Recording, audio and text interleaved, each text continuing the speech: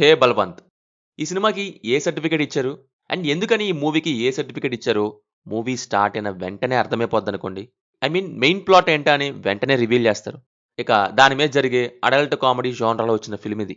Cinema ఎలా ఉంది అని అంటే నాకైతే జస్ట్ యావరేజ్ అనిపించింది. ఫస్ట్ హాఫ్ ఫన్ ఉండడంతో వర్క్ అయింది. కానీ సెకండ్ హాఫ్ అయితే ఎక్కలేదు. ఎందుకనంటే ఈ కాన్సెప్ట్‌కి 2 వేస్ ఉంటాయి. ఏదో ఒకటి చూస్ చేసుకోవాలి. లేదు 2 చేస్తానంటే అయ్యి అవ్వని దానిలాగా అయిపోద్ది పనంతా. అదే జరిగింది. ఇంకా క్లియర్‌గా చెప్తాను ఎందుకు ఏంటి అని.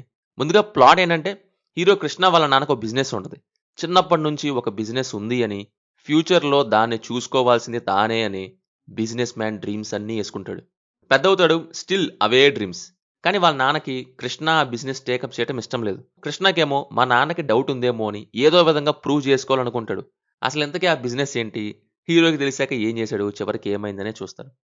ఈ టాపిక్‌కి ఎయిదర్ మనం కామెడీ ఆర్ సీరియస్ డ్రామా ఏదో ఒక వేలో వెళ్ళాలి.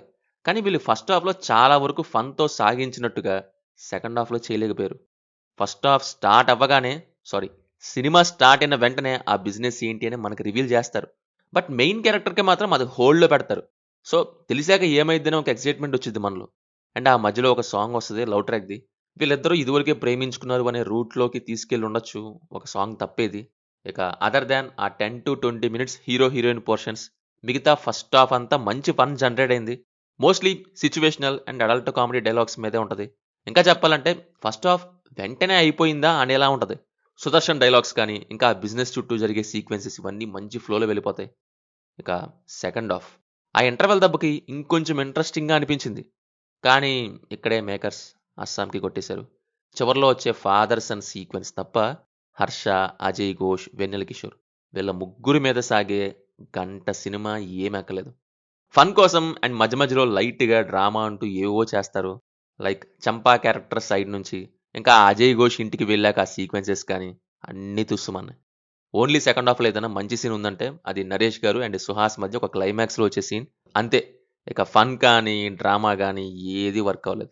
సెకండ్ హాఫ్ ఫన్ పేలుంటే సినిమా కూడా పేలేది. బట్ మిస్ అయ్యారు. ఇంకా సిట్యుయేషనల్ కామెడీని యూజ్ చేసుకొని ఉండాల్సింది. ఒక చోటగా తీసుకెళ్ళి అక్కడే గంట లాగటం అనే ప్రయత్నం గాకుండా అవును. 'సుహాస్' చేసిన లాస్ట్ 10 ఫిల్మ్స్ చూసుకుంటే మీకే సినిమా అంటే ఇష్టం? నాకైతే ఫ్యామిలీ డ్రామా 'ప్రసన్న వదనం', 'జనక' అయితే గనక. మీకేంటో కింద కామెంట్స్‌లో చెప్పండి. పర్ఫార్మెన్సెస్ వైస్ అందరూ చేశారు వాళ్ళ రోల్స్‌లో. మ్యూజిక్ ఏదో ఉంది అన్నట్టు ఉంటది. 'వివేక్ సాగర్' మ్యూజిక్ అంత ఇంపాక్ట్ ఇవ్వలేదు. Finally movie just an average one for me. Try చేస్తే చేయొచ్చు. అండ్ మూవీ ఫ్యామిలీతో చూడొద్దు. Watch individually.